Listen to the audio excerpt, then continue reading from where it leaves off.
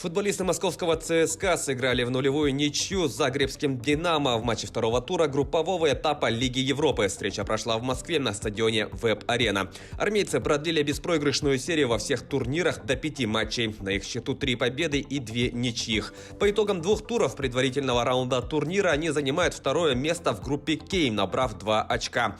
Возглавляет квартет австрийский «Вольфсберг», у которого 4 пункта. Третьим идет «Динамо», у которого 2 балла. Замыкает таблицу с 1 очком нидерландский «Фейенорд», который и станет соперником ЦСКА в следующем туре. Встреча пройдет в Роттердаме 5 ноября.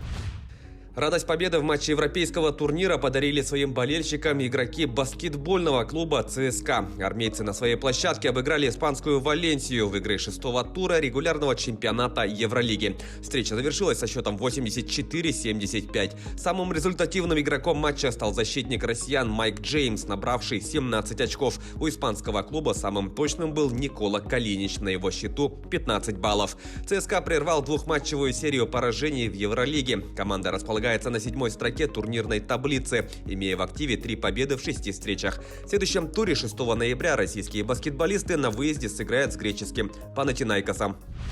Хоккеисты московского «Спартака» в овертайме уступили столичному ЦСКА со счетом 2-3 в домашнем матче регулярного чемпионата континентальной хоккейной лиги. В составе красно-белых шайбы забросили Сергей Широков и Юрий Лехтеря. У армейцев дубль оформил Максим Шалунов, еще одно взятие провел Марио Кемпе.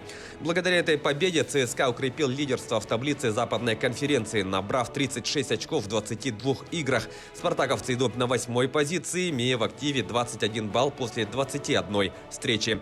В следующем матче ЦСКА в гостях сыграет с московским «Динамо», а «Спартак» на своем льду примет омский «Авангард». Обе игры пройдут 1 ноября. Россиянин Данил Медведев выиграл у канадца Вашека Поспишила в матче второго круга турнира Ассоциации теннисистов-профессионалов, который проходит в Вене. Встреча завершилась со счетом 4-6, 6-3, 6-2.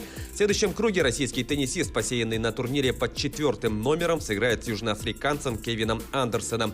В данный момент Медведев занимает 6-е место в рейтинге ATP. На его счету 7 побед на турнирах под эгидой данной организации. Наивысшим же результатом россиянина на турнирах серии «Большого шлема» является выход в финал прошлогоднего открытого чемпионата США.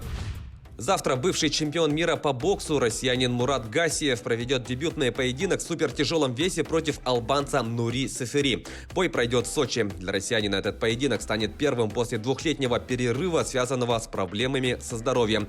В преддверии встречи Гасиев заявил, что хочет поскорее вернуться на ринг и что со здоровьем у него теперь все в порядке. На счету 27-летнего россиянина, который раньше выступал в первом тяжелом весе, 26 побед и 1 поражение. В активе 43-летнего Сефери 41 победа и 9 проигрышей. Не менее важный поединок ждет и якутского боксера Петра Васильева. 25-летний мастер спорта международного класса, недавно дебютировавший на профессиональном ринге, на днях узнал имя своего следующего соперника. Как сообщает портал sahapress.ru, им стал Умут Аталай, представляющий Турцию. Поединок планируется провести в Стамбуле 7 ноября. Напомним, Васильев 10 октября в своем дебютном поединке на профессиональном уровне в 4-м раунде одержал победу техническим нокаутом над Фарухом Хаировым из Турции. Таковы главные спортивные новости к этому часу. Занимайтесь спортом и будьте здоровы!